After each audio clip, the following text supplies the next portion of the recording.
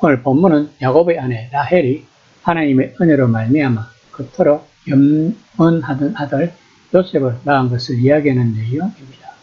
요셉을 다른 말로 하면 홀로스원입니다. 아들을 하나 덜 달라는 뜻입니다. 그런데 하나님은 정말 그 이름의 뜻대로 아들을 하나 더 주십니다.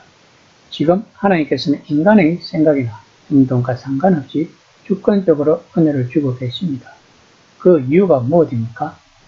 아브라함의 자손들을 하늘의 별처럼 많게 해주겠다는 약속을 이루시기 위해서입니다. 그들이 인간적인 방법을 쓰든 경쟁하든 시기하든 합판죄를 쓰든 무슨 방법을 쓰든 상관없이 일방적으로 축복하신 것입니다.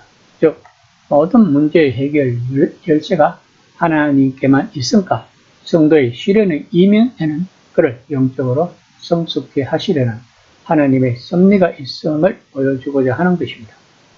30장 22절입니다. 하나님이 라헬을 생각한지라 하나님이 그의 소원을 들으시고 그의 태를 여셨으므로. 본문에서 하나님이 생각하신다면 단순히 기억을 되살린다는 뜻이 아니라 깊이 생각하시고 친히 돌보신다는 뜻입니다. 즉 아들이 없음으로 인하여 심히 분민하여 애통해하던 라헬을 마침내 하나님의 선한 경륜의 때가 이르렀을 때 하나님께서 기억하시고 그에게 적절한 조치를 취한 것입니다. 이는 라헬을 불쌍히 여기시고 염려하시는 하나님의 깊은 마음에서 비롯되었음을 암시하는 것입니다. 진정 하나님은 당신이 기뻐하시는데 애정하신 시간에 당신의 백성을 돕기 위해 역사하신다고 바울은 에베소서 1장 9절에서 10절까지 말합니다. 그 뜻의 비밀을 우리에게 알리신 것이요 그의 기뻐하심을 따라 그리스도 안에서 때가 찬 경륜을 위하여 애정하신 것이니 하늘에 있는 것이나 땅에 있는 것이 다 그리스도 안에서 통일되게 하려 하심이라. 따라서 하나님을 소망하는 사람들은 일시적 고통에 절망치 말고 끝까지 참아 기다리는 믿음의 자세가 요구된다고 성경은 말합니다. 시편 37편 7절입니다. 유아 앞에 잠잠하고 참고 기다리라. 자기 일이 형통하며 악한 꾀를 이루는 자 때문에 불평하지 말지어다 라고 말하고 있습니다. 또한 지난번 레아에게 행하였던 것처럼 하나님은 라헬의 수태 능력을 회복시킴으로써 임신 가능한 몸을 허락하셨습니다.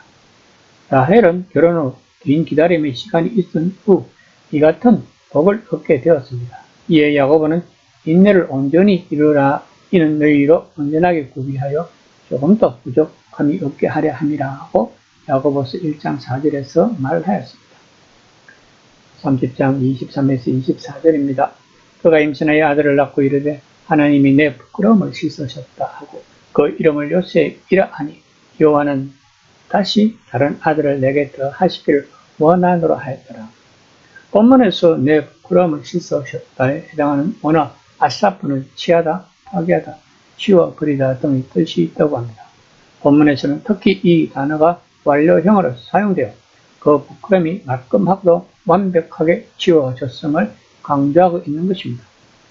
고대 히브리인들은 자녀 생산을 하나님의 축복의 증거로 믿어 자녀를 가지는 것을 큰 기쁨으로 생각했고 반면에 우림은 하나님의 저주로 간주하여 큰 치욕으로 생각했습니다. 라헬은 요셉을 낳을 때까지 이런 생각에 잠겨 있으면서 자신을 탓하였을 것입니다. 한편 본문에서 전능하신 하나님 칭호인 엘로힘을 사용한 것은 그녀가 임신한 것이 지난번 임신 촉진제로 믿고 의지했던 합판제 때문이 아니라 생명을 주관하시며 인생의 필요를 홀로 채우시는 하나님의 은총으로서 가능했음을 확실히 드러내주기 위함이었을 것입니다. 한편 요셉이라는 이름의 뜻은 그 의미 라헬의 두 가지 고백을 모두 포함하고 있는 말이라 하겠습니다. 첫째, 조세프를 23절에 씻다 치워버리다는 뜻을 지닌 아사프의 미완료로 볼 수 있습니다. 따라서 이 이름은 불임으로 인한 자신의 치욕을 하나님께서 말끔히 제거해 주셨다는 것을 강조한 이름이 됩니다. 둘째, 요세프를 더하다는 뜻을 지닌 야사프의 미완료 사역 능동적으로도 볼 수 있다고 합니다. 이때 그 뜻은 더하도록 하다가 됩니다. 본절에서 이 가운데 두 번째 의미를 직접 지적하므로 아이에 대한 라헬의 강하고 집념이 깃든 요청을 반영하고 있습니다. 또한 라헬은 하나님께서 다른 아들을 주실 것을 바라면서 본문에서 벤 아헤르라는 말을 씁니다.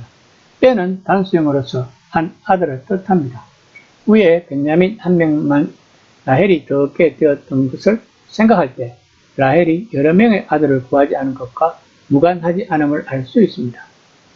만약에 라헬이 베냐민하고 더 많은 아들을 낳았다면 이스라엘은 12지파가 되지 않을 수 있기 때문에 하나님의 오묘한 섭리일 수도 있을 것입니다.